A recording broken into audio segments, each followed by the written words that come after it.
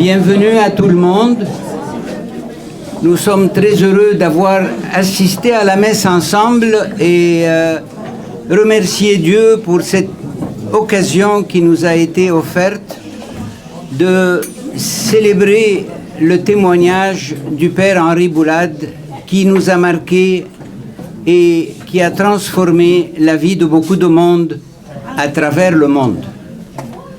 Bienvenue à vous tous.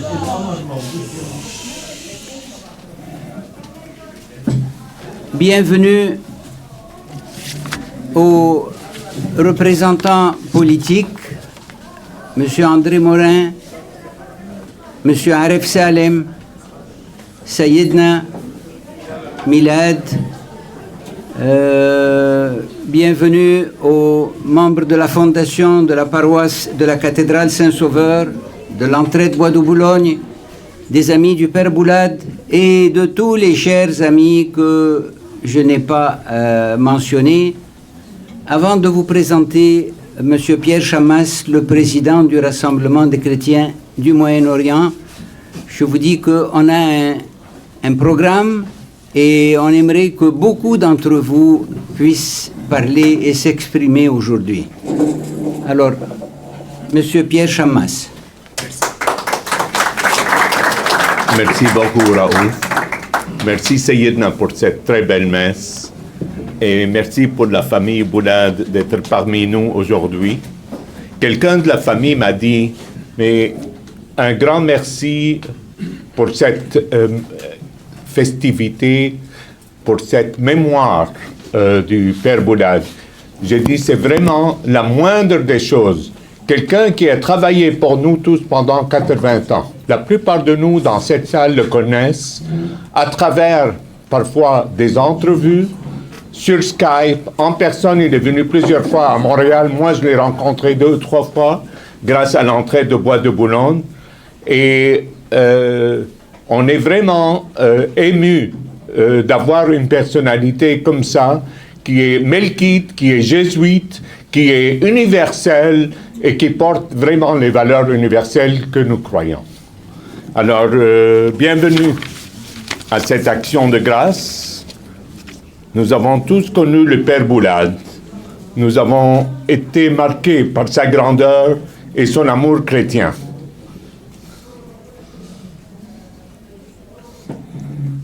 Ces chrétiens lui doivent beaucoup, comme j'ai dit, et qui l'ont admiré. Et je suis ravi qu'on ait vraiment plusieurs. On n'a pas prévu ce nombre, autrement on aurait dû prendre l'autre salle. Alors je suis ravi que les membres du Rassemblement et les amis du Rassemblement sont aussi nombreux aujourd'hui. J'ai vécu mon enfance à Damas et je sais qu'à Bab Touma, le cœur du quartier chrétien, il y a encore le quartier Boulade. Et il y a des Boulades qui habitent toujours à Damas. Aussi d'autres Boulades qui sont allés en Égypte. Ils ont fui les massacres des chrétiens de 1860, qui avaient tué plus que 10 000 chrétiens en une semaine. Henri Boulade les a gardés dans son cœur et continue à dénoncer l'islamisme ces dernières années. Il pensait aussi à eux. Il a beaucoup parlé d'islam alors qu'il vivait en Égypte et que la présence des frères musulmans laissait son empreinte dans la mentalité du peuple. Il aimait tout le monde comme un chrétien se doit le faire, mais il voulait aussi que l'islam se libère du discours haineux qui n'arrange rien. Il voulait que la vérité soit mise en évidence et que ces musulmans reconnaissent que nous étions des citoyens à part entière et pas des citoyens de seconde classe.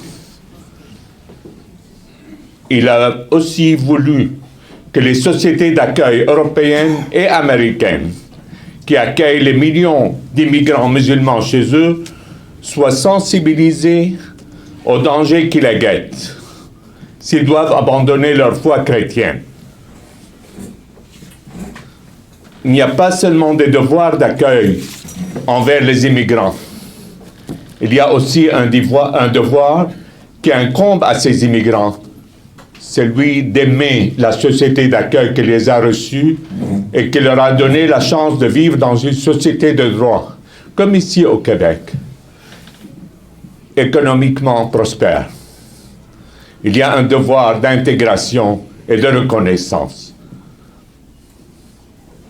Comme chrétiens, nous avons été souvent forcés de quitter les pays de nos ancêtres à cause de la discrimination plus ou moins évidente.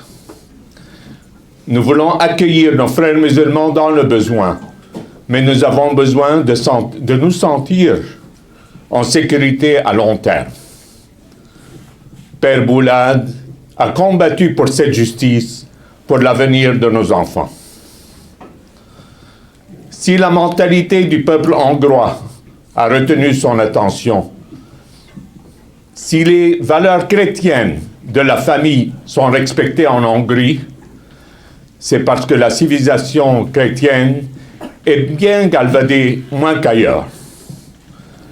Le président Viktor Orban a reconnu en Père Boulad un défenseur de ces valeurs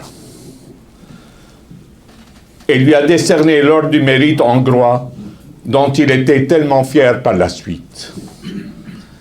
Si le pape copte orthodoxe d'Égypte a été tellement proche de lui, tellement fier de lui, c'est qu'il a trouvé en lui une source pure, un esprit authentique et un homme humble, jamais hautain.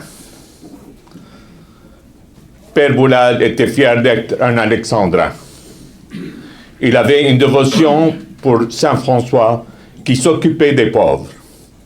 Fier d'aider les musulmans de la rue, les enfants de la rue et les musulmans de la rue, délaissés par leur famille, abandonnés à leur sort et mal aimés. Père Henri Boulad, Dieu du ciel, faites que nous pensions toujours à vous, à vos sermons, à vos enfants pauvres. Nous voudrons partager votre porte étroite vers la vérité et la vie. Au nom du Rassemblement des chrétiens du Moyen-Orient. Et je remercie tous les membres du Rassemblement qui ont travaillé pour cet événement. Et surtout, Dr Raouf Ayas. Un grand merci.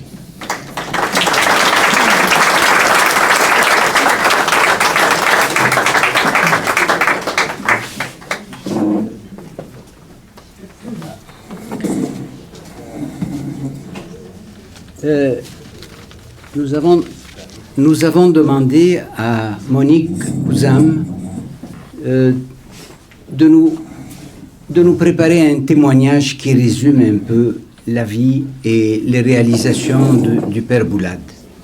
Monique Kouzam, bienvenue.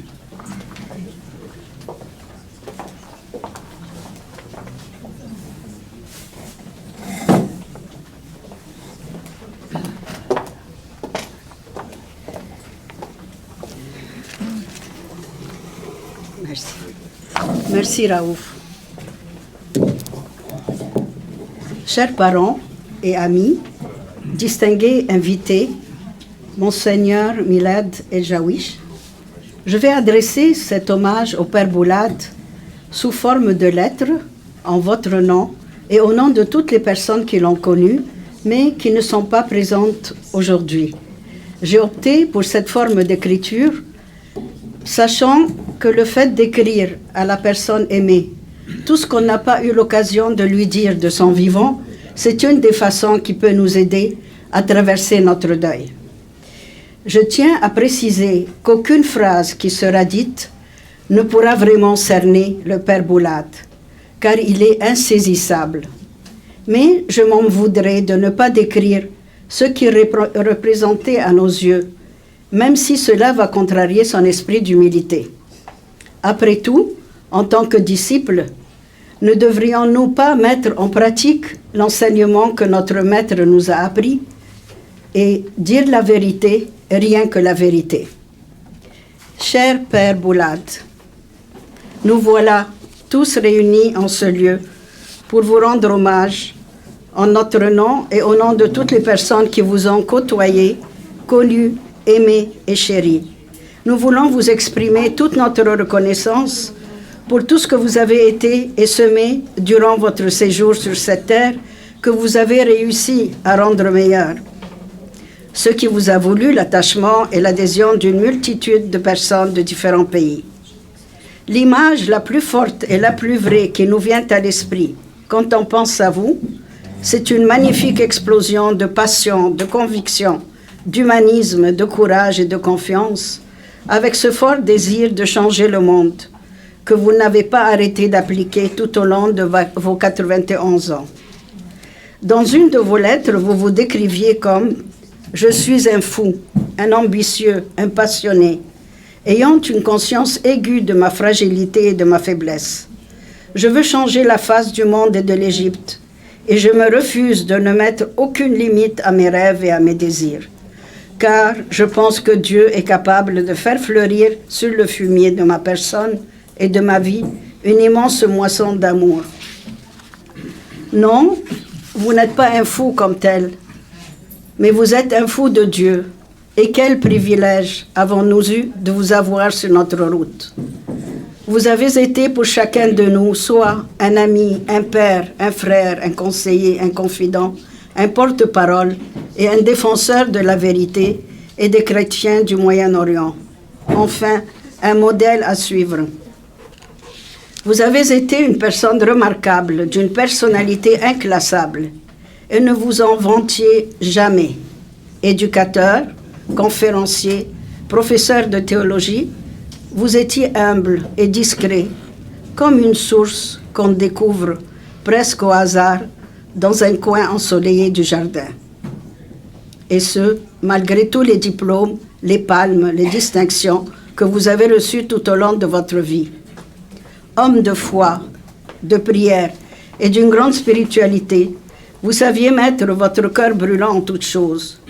Non seulement vous nous avez enseigné en prêchant la parole, mais vous avez aussi su écouter nos confidences avec de bonnes oreilles et nous inspirer des solutions pour prendre la bonne direction. Car, comme vous le disiez si bien, on s'en sort toujours. Tout dépend de nous, car tout se passe en nous. Quel plaisir nous avions toutes et tous à vous écouter, à vous lire ou à converser avec vous, entre autres sur la quête du sens et sur la plus universelle et la plus mystérieuse des énergies cosmiques qu'est l'amour, tel qu'inspiré par Théard de Chardin, un de vos maîtres préférés. Votre mémoire phénoménale et vos connaissances ont su ébahir les uns et épater les autres. Très informés de ce qui se passe en société et partout dans le monde, que ce soit au point de vue social, politique ou économique, vous étiez en mesure d'émettre des opinions débordantes de vérité mystique et rationnelle. Vous saviez aller droit au but, sans tambour ni trompette, en n'essayant pas de sauver les façades. Vos propos étaient clairs, lucides et répandaient la lumière autour de vous. Vous étiez un partisan de la clarté, de la précision. Pour vous, chaque chose avait sa raison d'être et sa manière d'être. D'une grande franchise, vous avez su éclairer les profanes, réveiller les endormis, confirmer les faits, mis en garde et secouer certaines personnes, certaines institutions et même certains pays qui refusaient de voir la réalité en face pour mille et un prétextes. Et pourtant, il leur suffisait juste d'ouvrir les yeux et les oreilles. Déterminé, tenace et avant-gardiste, vous étiez fort et inspiré comme le roc d'une île naissante, défendant avec fougue et passion la vérité. Il ne fallait pas essayer de vous convaincre de lâcher prise, on aurait perdu notre temps. Maître de vous-même comme un Bouddha, vous saviez affronter les difficultés et aller au bout de votre mission. Vous avez réussi à lever le voile sur ceux qui se cachaient derrière certains agissements, certains écrits et discours politiques que certains médias et politiciens refusaient d'aborder. D'un courage exceptionnel, vous avez exprimé avec clairvoyance votre opinion à l'égard de l'immigration et de l'islamisme. Mais cela ne vous a jamais empêché d'être sensible envers les musulmans les plus démunis et maintenir jusqu'au bout vos engagements humanitaires. Pour vous, la vérité, l'amour sans la vérité est permissivité. Et la vérité sans charité perd tout son sens et devient une arme. Malgré le nombre de pays que vous avez parcourus, vous êtes resté solide comme un chêne. Vous n'avez jamais perdu vos racines. Rien ne vous ébranlait, même quand les choses allaient mal, car vous croyez à la présence et à la toute-puissance de l'Esprit Saint. Que dire de vos capsules spirituelles bouladiennes, qui parlaient à notre cœur et à notre tête, et de vos conférences basées sur votre connaissance des Écritures et conçues avec le désir d'un renouveau spirituel de l'Église d'aujourd'hui. Votre don de la parole réussissait à réveiller la foi des uns et à stimuler celle des autres dans notre société corinthienne, chaotique, qui va à la dérive et où l'homme, ayant perdu la tête, essaie de se prendre pour Dieu. Grâce à votre plume et à vos maintes publications, traduites en une quinzaine de langues, vous avez su témoigner et propager l'amour du Christ, percer nos carapaces et fendre toutes nos armures, afin que la beauté que chacun porte en soi se laisse déconfiner. Vous avez été pour nous plus qu'un prêtre et un humaniste chrétien. Vous avez entretenu avec nous tous une relation paternelle, reflet de la paternité de Dieu. Vous étiez humain comme un philosophe, d'une politesse exquise comme un asiatique. Vous aviez à la fois cette âme orientale avec sa joie de vivre et son sens de la fête, et cet esprit occidental qui valorise la personne et la vie humaine. Votre dévouement était à l'état brut, parfois sans concession, toujours sans limite. Et comme le disait Gandhi, vous vous retrouviez en vous, perdant au service des autres. C'était votre carte de visite. Vos ressources intérieures étaient inépuisables et vos qualités humaines et sacerdotales étaient toutes teintées d'une certaine générosité, tel un ruisseau qui coule doucement, encore et encore, sans jamais s'arrêter.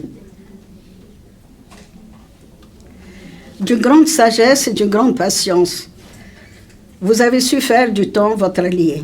Comme un fruit qui mûrit à l'automne, vous saviez attendre le bon moment pour intervenir et avoir les ressources nécessaires pour donner forme aux nombreux projets humanitaires qui germaient dans votre tête. De culture universelle, vous étiez un homme de dialogue et de discussion. Vous étiez très respectueux des autres. Vous preniez le temps d'écouter tous ceux qui défendaient leurs idées, même si elles s'opposaient aux vôtres. Parlons de votre vitalité. Certaines personnes avaient à l'occasion de la difficulté à vous suivre et se demandaient des fois, mais d'où prend-il cette énergie? Serait-ce dans les fromages français et les desserts qu'il aimait, malgré son ascétisme et sa frugalité, ou bien dans le nombre considérable de ses voyages et de ses lectures? Mais il s'est avéré que malgré votre petit faible pour les bonnes choses de la vie, vous aviez un grand faible pour un dénommé Jésus-Christ, qui vous collait à la peau et qui était la source de votre existence. Et que dire de votre regard profond, aussi profond que vos discours, ce regard pénétrant qui nous devinait avant même que nous placions un mot. Nous ne pouvions hélas rien vous cacher, car vous étiez d'une grande perspicacité et rien ne vous échappait. Par votre talent de rassembleur, par votre approche faite de respect et de reconnaissance, vous avez réussi partout où vous passiez à vous entourer de fidèles collaborateurs et collaboratrices, dont certains de vos élèves d'Alexandrie, les amis du Père Boulad, ceux du Rassemblement des chrétiens du Moyen-Orient, les partenaires de l'Association de la Haute-Égypte, et je passe ceux des autres pays. Ils ont tous été dévoués, fidèles et généreux de leur temps, et ils ont tenu bon et longtemps bénévolement, car vous étiez pour eux un signe du visage du Christ. Père Boulad, votre départ pour l'autre rive nous a pris par surprise. Vous nous aviez pourtant assuré que vous alliez vivre jusqu'à 120 ans. Mais voilà, vous étiez en mesure de dire comme Saint Paul, « J'ai mené le bon combat, j'ai achevé ma course et j'ai gardé la foi. » Vous avez su marquer nos vies en laissant derrière vous une traînée de lumière, plusieurs réalisations et de bons souvenirs qui seront à tout jamais présents dans les esprits et les cœurs de toutes les personnes qui vous ont connu. Sachez que tout ce qu'on a appris avec vous nous permettra maintenant de vivre sans vous. Mais nous savons aussi que vous continuerez à nous éclairer, à nous guider et à nous faire grandir. Bien sûr, vous allez nous manquer, mais il y a quelque chose de plus fort que la mort. C'est la présence des absents dans la mémoire des vivants. Car même si vous n'êtes plus là où vous étiez, vous serez toujours présent partout là où nous sommes. Confucius a dit un jour, « Il reste toujours un peu de parfum dans la main de celui qui offre des roses aux autres. » Que de roses vous nous avez offertes durant toutes vos années de sacerdoce. À notre tour, nous nous unissons tous et toutes pour intensifier ce parfum que vous avez déjà dans vos mains, afin qu'il puisse vous embaumer et que son effluve vous enveloppe à tout jamais. La gerbe de bonnes semences que vous nous avez offerte en nous quittant est tellement grosse que Dieu seul saura la lier, tellement lourde que le Christ seul saura la soulever pour l'offrir à son Père comme un bouquet céleste en vous accueillant chez lui dans la 5e saison. Cette saison de la paix, de la plénitude, cette saison où il n'y a plus de douleur et où Jésus, dans son amour, vous a préparé une place à ses côtés. Car, tel que vous l'avez affirmé, mourir, n'est-ce pas naître?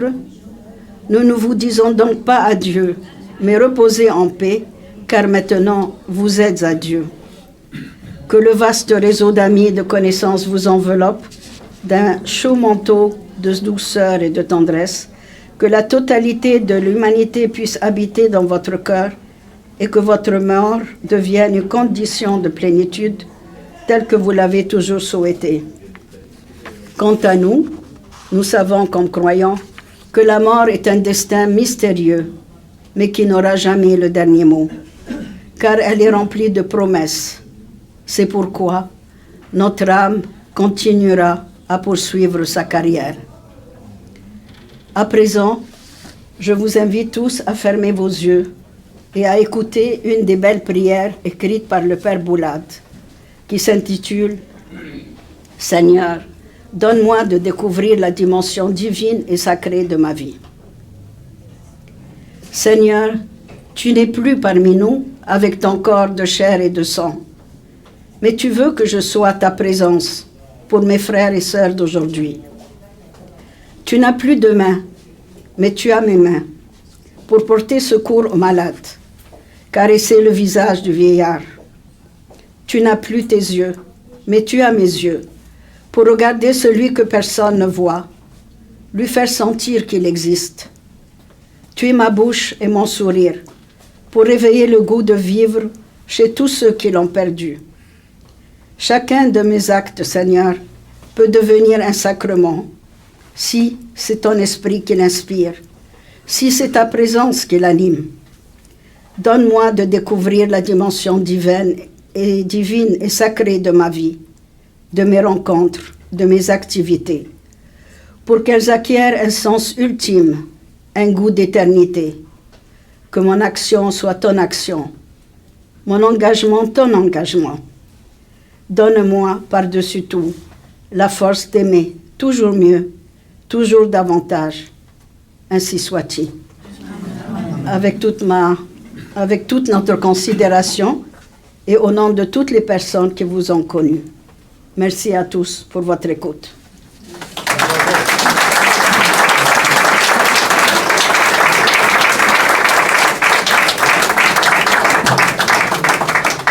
Alexandre. Merci Monique pour ce beau témoignage qui vient du cœur, qui est bien écrit, qui est bien dit, qui rejoint notre cœur à tous. Il est si beau qu'on a demandé à Maître Khuzam d'en remettre 2 copies. On va remettre une copie de ce discours à une représentante de la famille Boulade et on va remettre une deuxième copie à un représentant des anciens élèves des pères jésuites ici présents avec nous. Ils sont plusieurs, mais en tous les cas, il est aussi de la famille Boulad. Alors, j'inviterai Ghislaine Orfali, puis Aladin Boulad. Docteur Boulad, voulez-vous venir, Ghislaine?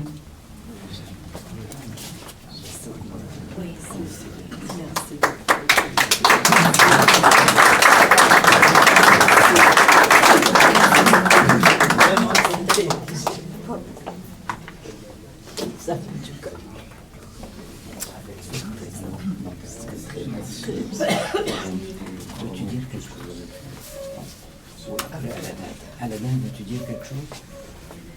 C'est bien correct, vous avez très bien dit tout ce qu'il fallait dire. Un mot. Que dire après tout ce qui a été déjà dit, et tellement bien dit, et ici maintenant, et même à l'église, l'homélie de Monseigneur Ejaouich a été vraiment extraordinaire.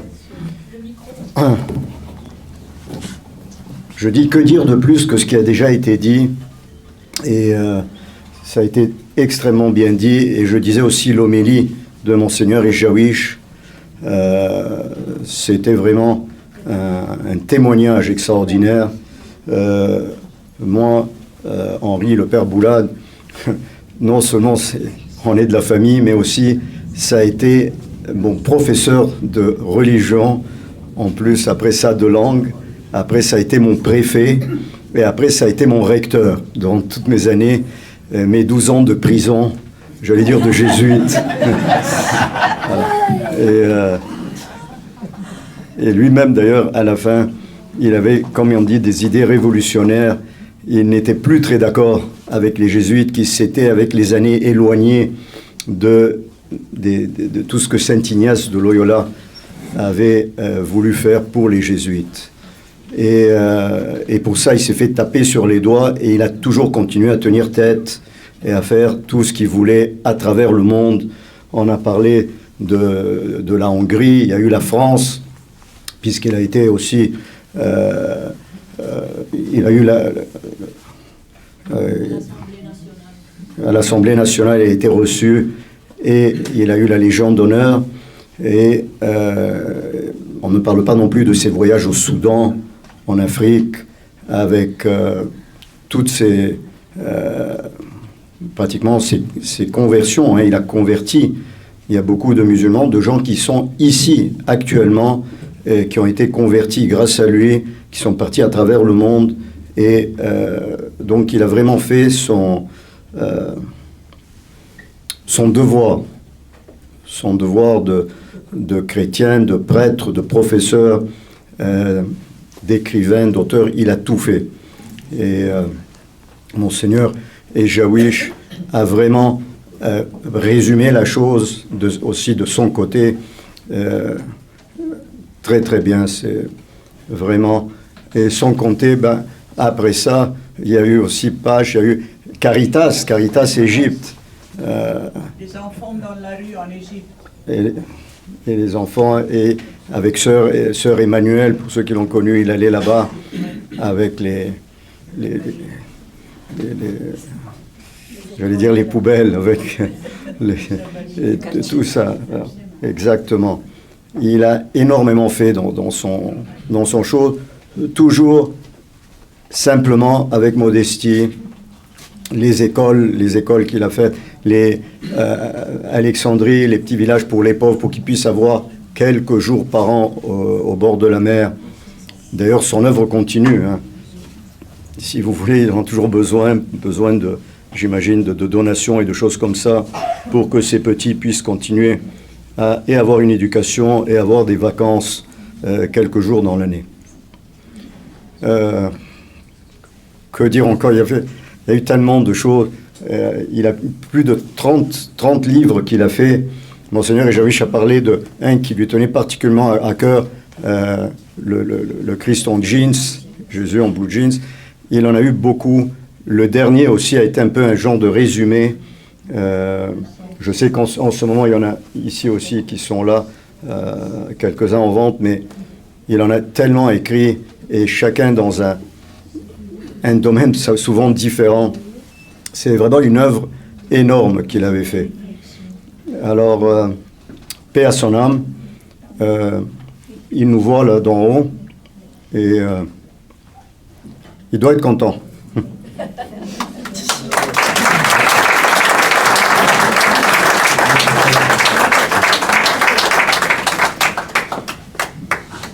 Merci Aladin.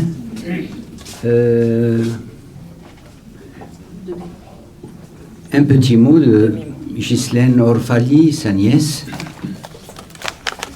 Bonjour tout le monde. Ça fait chaud au cœur de voir tout ce monde et je tiens à dire, je ne peux pas vous dire merci parce que c'est le deuil de chacun de vous, de chacun de nous. Pour chacun, Oncle Henri était quelqu'un de très très spécial. Donc on ne va pas vous remercier, on se remercie tous. On se dit à tous, parce qu'il va nous manquer. Tout ce que Monseigneur Jawish a dit, c'était extraordinaire. Ce que Monique a dit, c'est extraordinaire aussi. Monsieur Chamas, Docteur Ayes, Claudie, merci vraiment d'avoir organisé ça. C'est vraiment un bel hommage à Oncle Henri, qui sourit, qui rigole, comme il l'a toujours fait jusqu'aux derniers instants. Il avait ce sens de l'humour, comme quand on était petit et qu'il nous se déguisait, qui courait derrière nous, Vraiment, il a toujours eu cette façon d'aimer rigoler, d'aimer l'humour, d'aimer s'amuser. Et il a gardé ça jusqu'aux derniers instants. Il a gardé... Le dernier jour, je pense, 2 jours avant, il parlait à Alain au téléphone et lui disait « Je vais Zahir Bombe et tout est bien. » La seule chose qui le dérangeait, c'est ce qui se passait au Soudan. Mais moi, qu'est-ce que je peux dire? Moi, je suis très bien. Alors, il va nous manquer à tous, mais on va continuer sa mission. Et je ne vais pas dire merci.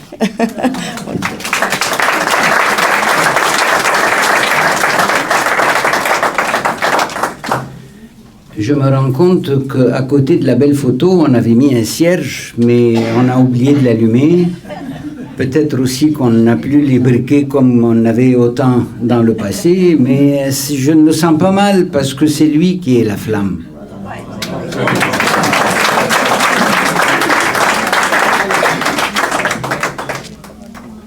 Notre réunion aujourd'hui, notre rencontre, c'est pour continuer à pousser de l'avant le message du Père Henri Boulade. Il y a quelques personnes qui ont demandé à parler. Je sais que Alain Orfali voulait lire le message que nous a envoyé Janine Messadie. André Azam aussi voulait... Je vais juste dire quelque chose. Ça vaut plus la peine parce que Monique a dit tout ce qui était. C'était un extrait de l'Express, ça vaut pas. Alors, on donne la parole à André Azam.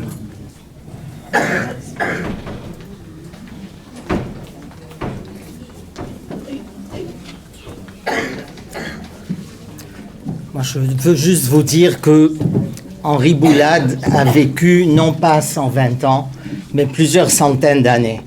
Parce que la vie, on ne la compte pas en nombre d'années, on la compte en intensité de vie. Et lui, Henri, a été tellement intense tout au long de sa vie qu'on doit considérer qu'il a vécu plusieurs centaines d'années. Henri était un homme éclectique, polyvalent, omnivore. Alors, quand je dis éclectique, je ne sais pas si tout le monde sait que c'était un artiste né, parce qu'il avait un trait de crayon et de pinceau d'une finesse extraordinaire. Il aimait l'art et la musique. Vous vous souvenez, à ses 85 ans, dans la salle à côté, où on le fêtait, il a tenu à chanter un chant bien alexandrin, enfin, Santa Lucia. Et là, il s'est fait aider par Marguerite Dernès, qui est une cantatrice québécoise, mais mariée à un alexandrin, le peintre Zeytouni. Et Henri Boulade a chanté avec Marguerite Santa Lucia, malgré que le brouhaha de la salle, c'était un dîner et les gens n'ont pas respecté le silence pendant le chant, mais il a quand même chanté à tue-tête. Mais tout cet art qu'il avait en lui, il l'a transcendé et il l'a transformé en art de vie. Alors, son combat était un combat terrible parce que il était membre de la Compagnie de Jésus, donc il combattait pour transmettre la parole du Christ et témoigner de l'amour de Dieu pour tout le monde.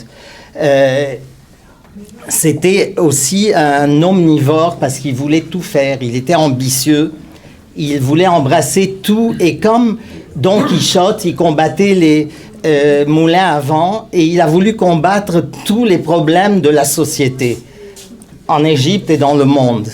Alors, éducation, santé, sexualité, il a embrassé tous les domaines et à Caritas, il a fondé un centre pour l'addiction et il a créé un village où on reçoit les jeunes qui sont sujets à l'addiction, à la drogue.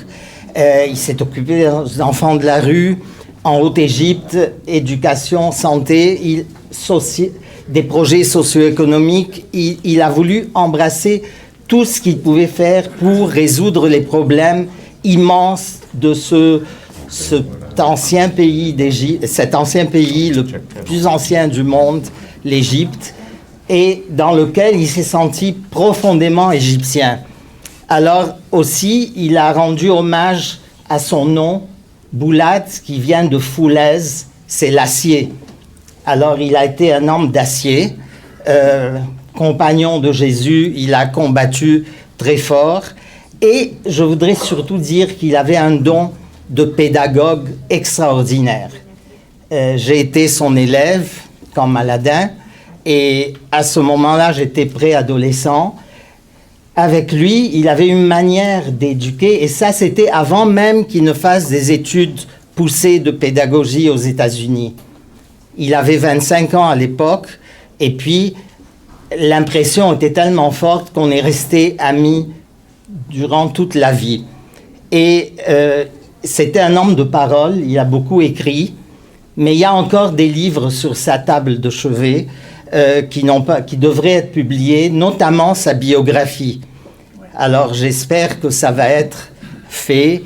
Et juste pour vous dire que c'est un homme qui avait la foi en l'être humain, la foi en la nature humaine. Malgré tous les déboires qu'on pouvait rencontrer, tous les obstacles, il a toujours cru que la nature humaine allait dépasser ses problèmes. Et il avait foi dans la vie et dans l'avenir. Et il nous a toujours dit, il faut croire que l'avenir sera meilleur et que nous contribuons à le construire. Alors là, avec son sens de l'humour, parce que c'est vrai, on a eu la chance à un moment donné de connaître sa maman à Alexandrie dans son âge d'or, et c'était une femme qui savait rire tout le temps. Et alors on avait des fous rires avec elle pour des riens. Et lui, Henri, a gardé cet humour familial sans doute, comme un atavisme, et il avait une espièglerie comme un enfant. Il était toujours très espiègle et il a gardé l'innocence de l'enfance. Je ne veux pas dire ça dans un sens péjoratif, mais il a toujours été d'une pureté et il a été entier et allant jusqu'au bout de ce qu'il croyait. Et c'était, il faut le dire, un visionnaire. Il voyait loin et ce qu'il voyait, sa vision qu'il avait du monde, je pense qu'il y a bien de ces émules qui vont continuer à la vivre et à la répandre. Alors, merci Henri pour le témoignage que tu nous donnes et merci à tous tes amis et toute la famille que tu as constituée.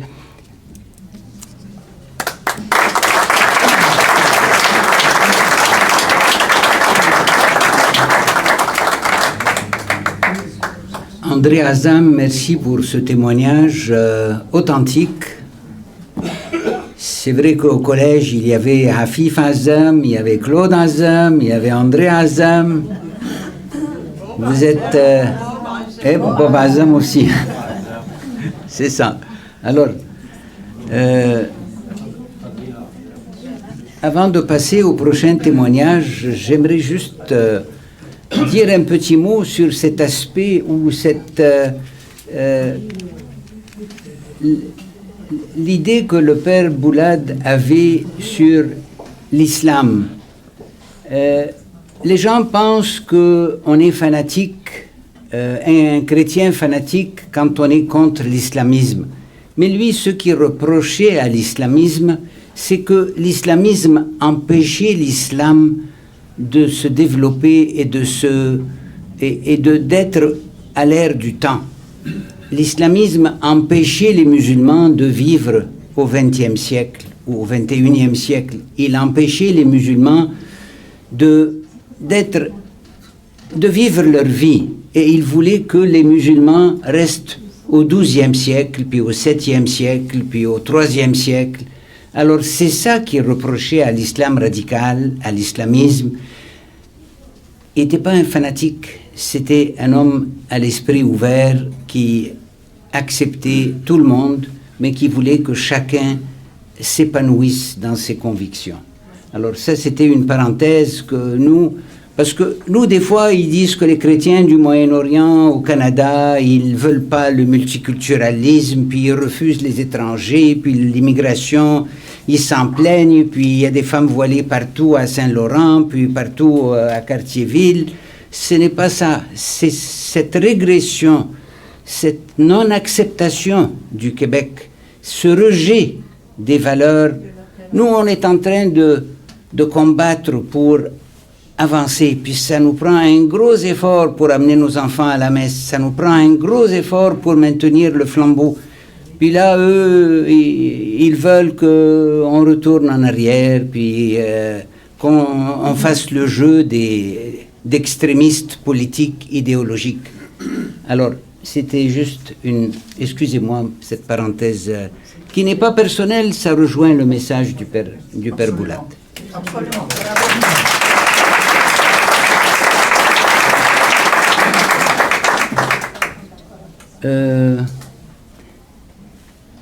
Le micro est ouvert à qui veut intervenir. S'il vous plaît, venez. Le micro est à vous.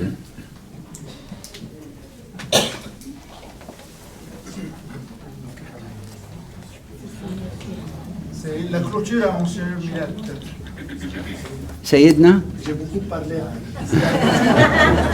Un mot de clôture, c'est bien, Isabelle. On est chez vous.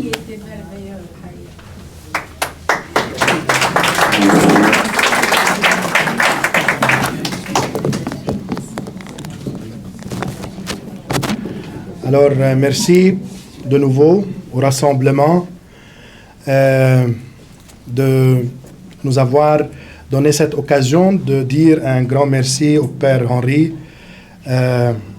J'ai oublié une chose qui m'a touché aussi de sa vie, c'est que on l'a invité pour animer une retraite spirituelle, cette fois dans notre couvent. J'ai oublié cet événement. Et pendant au réfectoire, j'ai insisté tant de fois de m'asseoir à côté de lui pour que rien ne m'échappe de ses discours, de ses messages, parce que je l'aimais beaucoup. J'ai remarqué qu'après chaque repas, il mangeait une bouchée de pain sec. À la fin de la retraite, je lui ai demandé pourquoi tu manges à la fin un petit morceau de pain sec. Il m'a dit pour que je me souvienne toujours qu'il y a des pauvres dans le monde. Alors, après le repas copieux, il faut toujours se souvenir de ceux qui n'ont rien à manger. C'est un symbole, un geste symbolique pour les pauvres. Alors, moi, personnellement,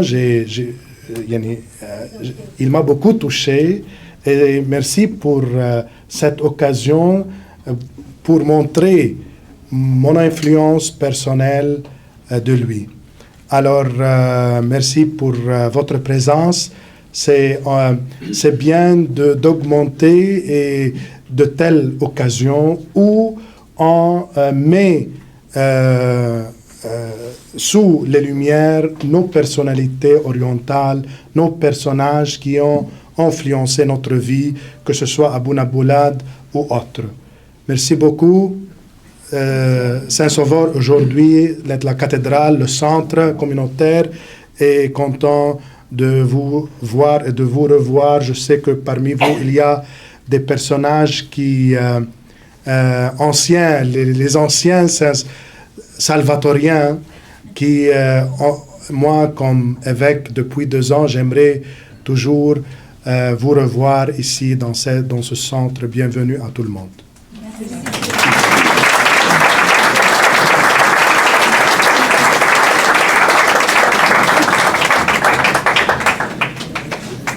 Avant de terminer, j'aimerais vous rappeler que les œuvres du Père Boulad ont toujours besoin de vos contributions.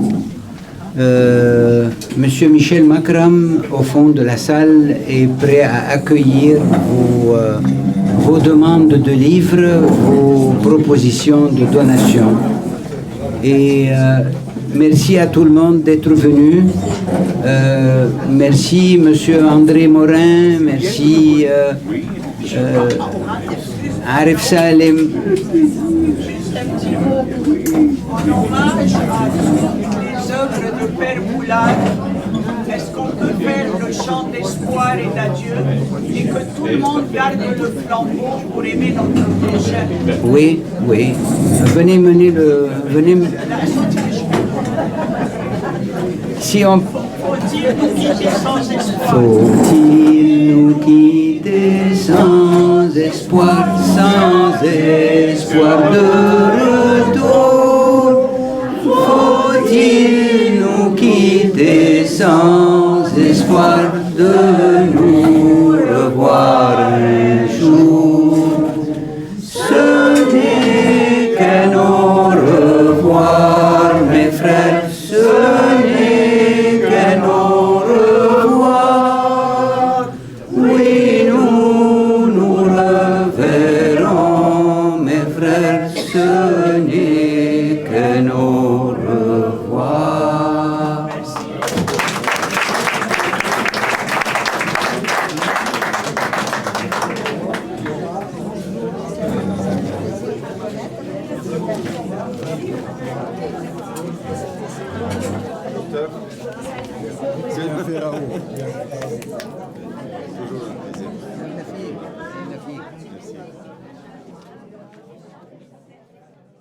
Du Saint-Esprit. Amen. Bonjour tout le monde.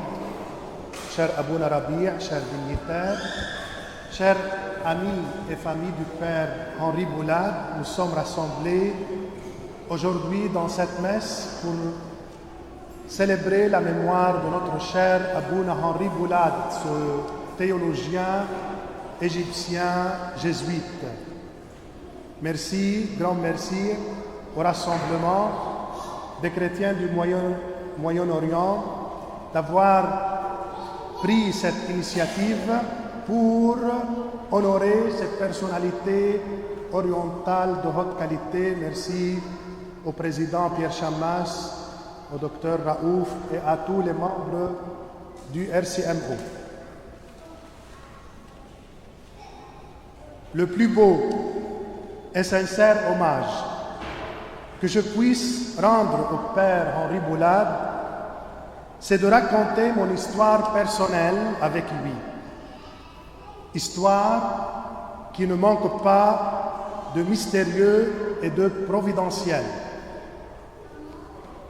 La première fois où j'entendais son nom, c'est au noviciat au couvent Saint-Sauveur au Liban.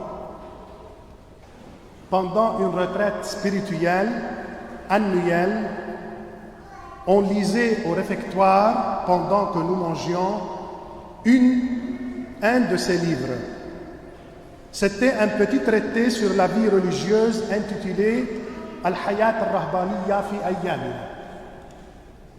un livre qui m'a bouleversé par sa beauté, sa profondeur, son esprit révolutionnaire qui sort non seulement de ses idées innovatrices, mais aussi de ses mots et de son vocabulaire bouladien. Je demandais à mes confrères, qui est ce Henri Boulade? On me répondit, un prêtre jésuite d'Égypte, un melkite d'origine. Ah, melkite, alors c'est un de nous. Après cette retraite-là, j'ai relu ce même livre tant de fois et à maintes reprises, car j'y ai trouvé une réflexion d'une âme pure, authentique, pleine d'enthousiasme, révolutionnaire, audacieuse, pareille à l'audace du prophète Élie et de Jean-Baptiste. Bref, c'était un premier contact positif et inoubliable. Le deuxième contact, c'était aussi durant une retraite spirituelle ignatienne en 2010 au couvent des Jésuites à Ta'naïl, dans la plaine de la Bekaa, près de mon village natal, Al-Mansoura. Et le prédicateur de cette retraite de 8 jours, c'était Père Henri Boulade. C'est parce qu'il était lui-même l'animateur que je me suis inscrit dans cette retraite-là. Ces 8 jours étaient une occasion parfaite d'écouter ce prédicateur ardent, connu pour sa langue française impeccable, ses talents oratoires distingués, sa profondeur théologique et biblique, et en même temps sa simplicité de communiquer ses idées au public avec un sens d'humour raffiné. J'étais devant une personne qui prêche la parole de Dieu par sa voix, son âme, son corps, son visage, ses gestes avec les mains et surtout par son exemple. Ce qui m'avait le plus touché, c'était ces petites histoires que Père Henri avait tirées de sa propre expérience personnelle pour raconter l'histoire de son amour pour la personne du Seigneur. Ses conflits intérieurs, ceux de sa vocation sacerdotale. Il nous a raconté, je me souviens bien, qu'il a pensé un jour de quitter le sacerdoce après son ordination, parce qu'il est tombé amoureux avec une fille. Il était sincère. Alors, il raconte dans ses histoires ses conflits intérieurs, ces anecdotes qu'il lançait de temps à autre avec son aimable accent égyptien. Je me souviens de cette histoire. Dans cette retraite-là, il y avait beaucoup de religieuses, rahbat. Et vous savez qu'au Liban, les monastères et les congrégations religieuses ont de beaux monastères. Tout est propre, tout est bien à sa place. Il a regardé Père Henri, il a regardé les religieuses, il a dit en arabe, dans son accent égyptien, انتوا بتعملوا ايه هنا؟ مكدسين فوق بعضكم. بالدير الواحد في 20-30 رهبة. روحوا على الرسالة، روحوا على مصر، روحوا على السودان.